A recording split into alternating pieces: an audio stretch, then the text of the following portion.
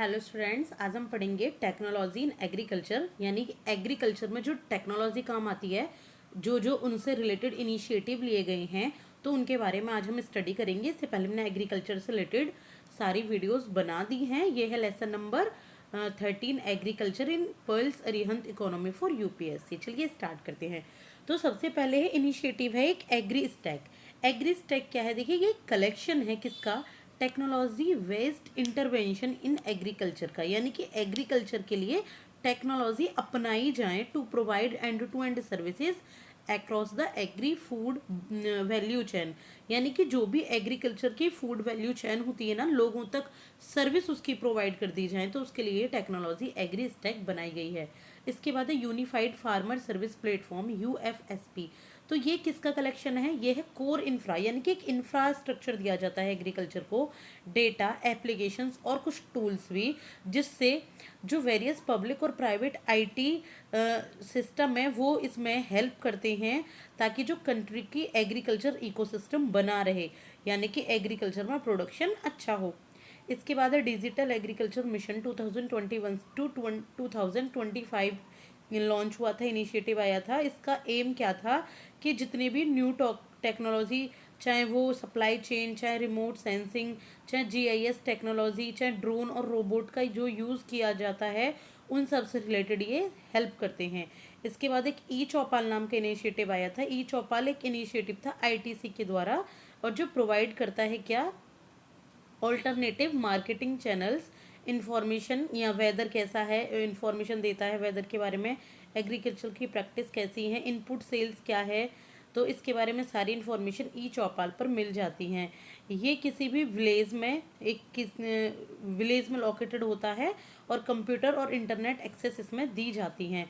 और एक ट्रेंड संचालक, यानी कि जो कंप्यूटर या जो इससे रिलेटेड जो सारा कुछ मैनेज करता है, तो उसको कहते हैं ट्रेंड संचालक। इसमें एक वो होता है जो इन सबको मैनेज करता है। इसके बाद देखेंगे इसरो का, इसरोज ब्लेज रिसोर्सेज सेंटर्स। तो ये क्या है? ये एक स्पेस बेस्ड सर्विस प्रोवाइड कराता है रूरल एरियाज में, यानी कि सैटेलाइट बेस्ड, ताकि ना अर्थ की ऑब्जर्वेशन हो पाए और ब्लेजेस की ऑब्जर्वेशन हो पाए, कि जो लोकल विलेजेस हैं वो किस तरीके से जो एग्रीकल्चर है उसको किस तरीके से करते हैं, और उनको क्या हेल्प की ज़रूरत होती है। तो विलेजेस को ग्लोबली लोकलाइज करने के लिए और एड्रेस करने के लिए ये इसरोज ब्लेज रिसोर्सेज सेंटर्स का इनिशिएटिव लिया गया।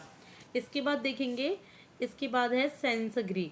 तो सेंसग्री क्या होता है? इसका एम है कि developing indigenous prototype for drone based crop and soil health monitoring system using hyper spectral remote sensing sensors.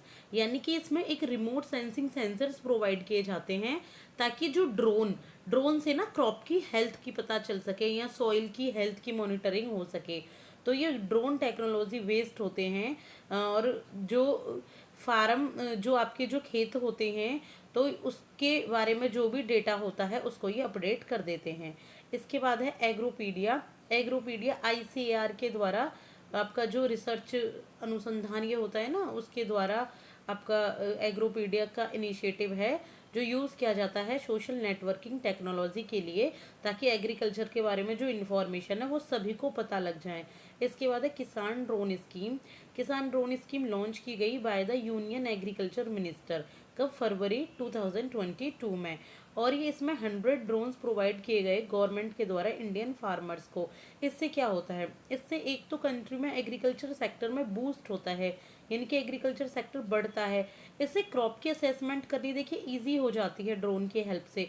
और जो लैंड रिकॉर्ड है उसको डिजिटाइज किया जा सकता है, यानी कि एक आपके पास एक ना पूरी रिपोर्ट होती है कि किसके पास कितनी लैंड है, कितनी लैंड पर आप फार्मिंग कर रहे हैं, spring of insecticide and nutrients. और ड्रोन की हेल्प से क्या होता है कि जो भी इंसेक्टिसाइड्स होते हैं, चाहे फर्टिलाइजर्स होते हैं, चाहे न्यूट्रिशेंट्स होते हैं, वो स्प्रे कर दिए जाते हैं खेतों में। इसके बाद देखेंगे किसान रेल। तो किसान रेल को लॉन्च किया गया by the ministry of railways to move perishable including fruits. तो इसमें ना जितनी भी पेरिशेबल चीज़ें होती हैं, पेरिशेबल मीन्स जो जल्दी ख़राब हो जाती हैं, बहुत लंबे टाइम के लिए नहीं होती, यानी कि नॉन ड्यूरेबल थिंग्स। तो मिनिस्ट्री ऑफ रेलवे ने इसको लॉन्च किया था किसके लिए, जो fruits, vegetables, meat, poultry, fisheries और डेयरी प्रोडक्ट होते हैं कि वो उनका ना डैमेज ना हो। तो एक किसान रेल का लॉन्च हुआ जिससे ना वो जल्दी से जल्दी पहुंच सके इनके कंज्यूमर तक। इसके बाद है कृषि उड़े देश का आम नागरिक, बिल्कुल उड़ान की तरह ये इसका एम है कि जो एग्रीकल्चर प्रोडक्शन हुआ है उसको एयर के द्वारा पहुंचा दिया जाए फाइनल कंज्यूमर के पास या ट्रेडर्स के पास जहां पर इन सब की ज़रूरत है। और ये लॉन्च हुई थी अगस्त 2020 में on international national routes to assist farmers in transporting, क्या ट्रांसपोर्ट करने के लिए एग्रीकल्चर प्रोडक्ट। ये इंटरनेशनली और नेशनली रूटों पे पहुंचाए जाते हैं, एक यानी कि एक देश में या देश से बाहर भी एग्रीकल्चर के प्रोडक्शन की जो चीज़ें होती हैं पहुंचा दी जाती हैं वो सारे आइटम्स। जो कृषि उड़ान 2.0 है वो भी लॉन्च हुआ। तो उसका फोकस क्या था कि जो पेरिशेबल फूड प्रोडक्ट्स हैं यानी कि जो हमने ऊपर पढ़े हैं वेजिटेबल्स, मीट, पोल्ट्री वगैरह, वो हिली एरियाज़ में, नॉर्थ ईस्टर्न स्टेट्स में, ट्राइबल एरियाज़ में उनको ट्रांसपोर्ट किया जाए। तो ये सब क्या है, ये है technology based initiative. Next video में हम पढ़ते हैं मिल्क सेक्टर इनिशिएटिव, यानी कि मिल्क से रिलेटेड जो भी इनिशिएटिव हैं।